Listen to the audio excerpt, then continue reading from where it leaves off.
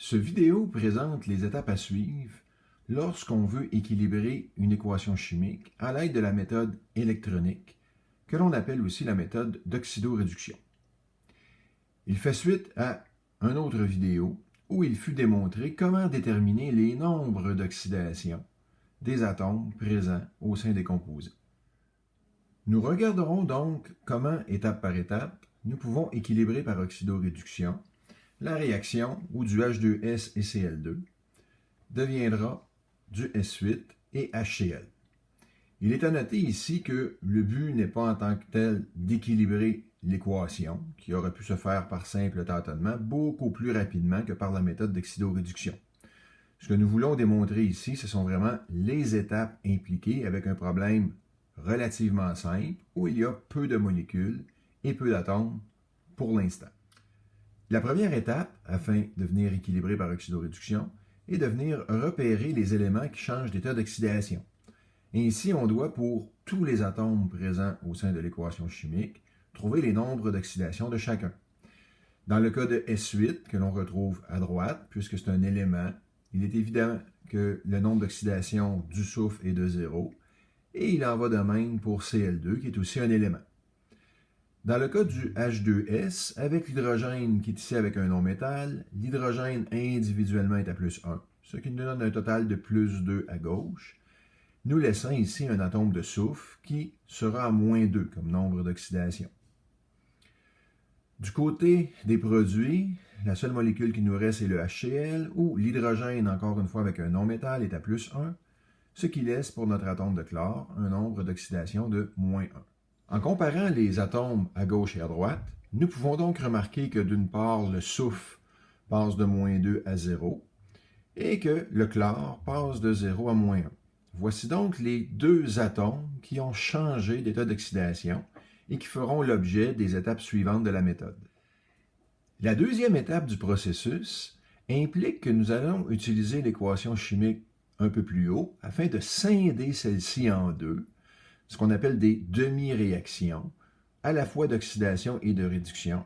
Et très important, nous allons venir également indiquer le nombre d'électrons qui est impliqué dans chacune de ces demi-réactions.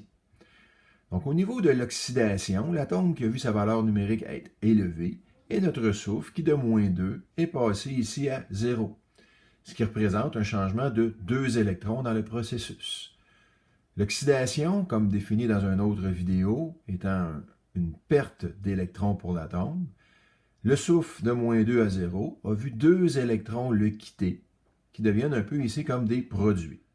L'autre demi-réaction, celle de la réduction, sera impliquée avec l'atome de chlore qui était à 0 et qui voit à la toute fin son nombre d'oxydation passer ici à moins 1. Donc le chlore 0 qui devient moins 1 a, dans la définition d'une réduction, gagné des électrons. Donc, comment le chlore 0 peut-il devenir maintenant moins 1, avoir une charge négative? Nous aurions très bien pu écrire ici la réduction comme étant le chlore 0 plus un électron que celui-ci vient capter à gauche de la flèche, qui devient de l'autre côté un chlore moins 1. Maintenant, un peu comme en mathématiques, lorsque vous avez une égalité et que vous venez changer un terme du côté d'égalité, vous changez le signe qui est impliqué à cette variable ou valeur numérique. C'est la même chose que nous faisons ici dans une équation chimique. Le chlore qui en gagnant un électron, qui pourrait être inscrit ici à gauche de la flèche, donc plus un électron, eh bien ici nous prenons cet électron-là et nous l'envoyons de l'autre côté, eh bien le signe devant l'électron deviendra négatif à ce moment-là. Pourquoi venons-nous placer ici les électrons du même côté de l'équation? C'est que dans l'étape suivante, nous allons vouloir venir mutuellement éliminer ces électrons-là, c'est-à-dire que ce qui a été perdu doit aussi être gagné utilement.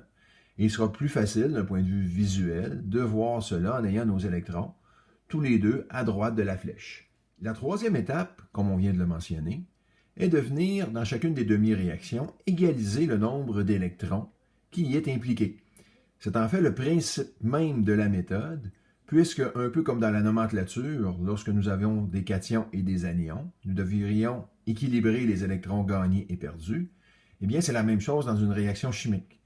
Si certains atomes, comme le soufre, se départissent ici de 2 électrons, ces électrons-là, nécessairement, devront être captés par un autre atome. Il ne pourra pas y avoir d'électrons libres à la fin du processus.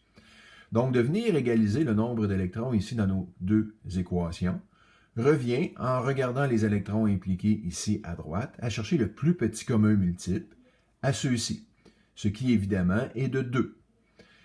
Ayant déjà 2 électrons pour le soufre, nous pouvons laisser ici l'équation d'oxydation telle qu'elle, et afin d'obtenir ici 2 électrons dans la réduction, nous avons eu à doubler la quantité d'électrons impliqués. Nous devons en fait, comme on le voit ici à gauche, venir doubler l'ensemble de l'équation de réduction, où donc maintenant 2 atomes de chlore qui sont à 0 deviendront 2 chlore à moins 1 lorsqu'ils se seront appropriés au total 2 électrons.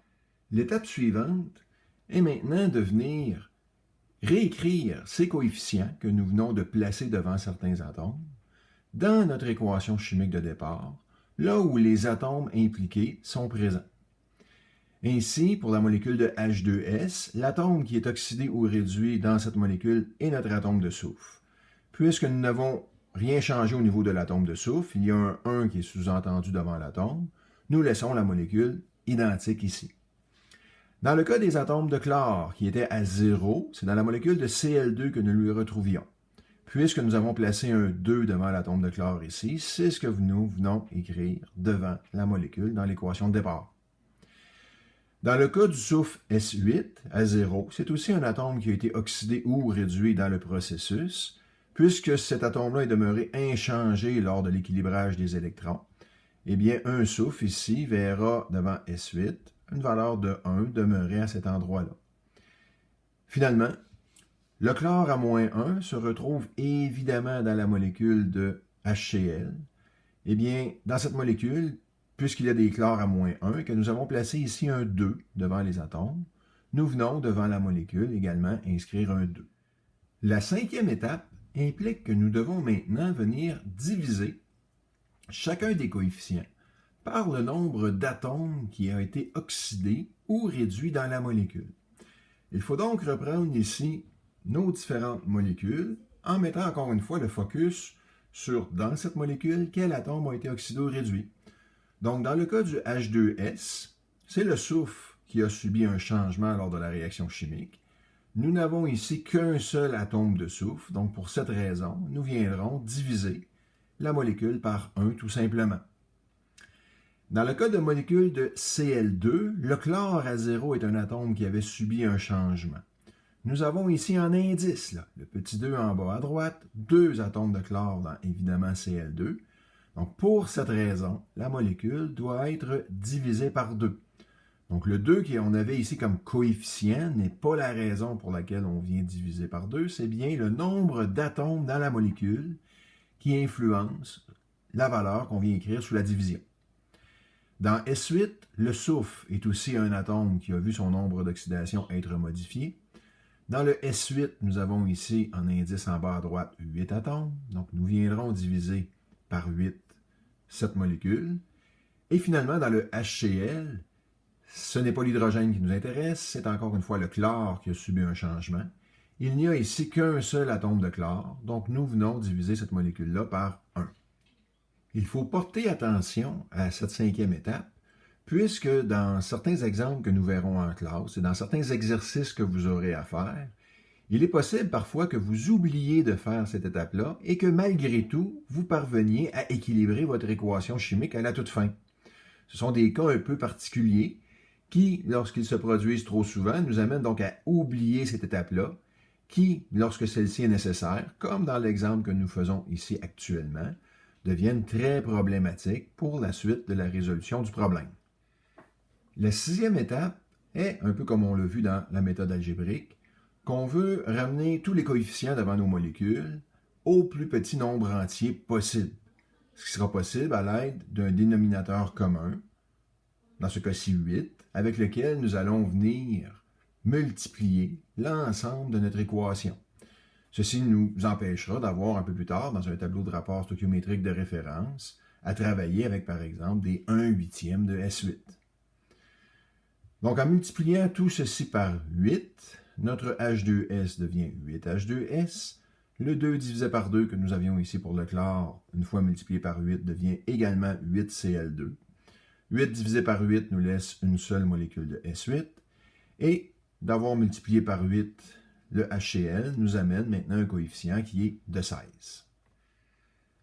La dernière étape, comme dans tout problème où on a à équilibrer des équations chimiques, est de venir vérifier si celle-ci est bien équilibrée. Donc de faire le décompte des atomes qu'on retrouve à gauche et à droite. Donc dans ce cas-ci, nous avons bien 16 hydrogènes de chaque côté, 8 atomes de soufre de chaque côté, ainsi que 16 atomes de chlore de part et d'autre. Dans le problème plutôt simple que nous venons de résoudre ici, tous les atomes à gauche et à droite ont pu s'équilibrer par les étapes vues précédemment. Or, il n'est pas rare dans des cas plus complexes qu'avec d'autres molécules qui pourraient être présentes à gauche et à droite dans notre équation chimique, il reste encore certains atomes qui ne s'équilibrent pas. Il est très important à ce moment-là, lorsqu'on arrive par tâtonnement équilibrer ces atomes-là, qu'on ne touche plus au coefficient qu'on est venu placer devant les atomes qui furent oxydés et réduits. Ces coefficients-là demeureront toujours les bons, puisqu'ils impliquent un nombre d'électrons qui a été équilibré précédemment.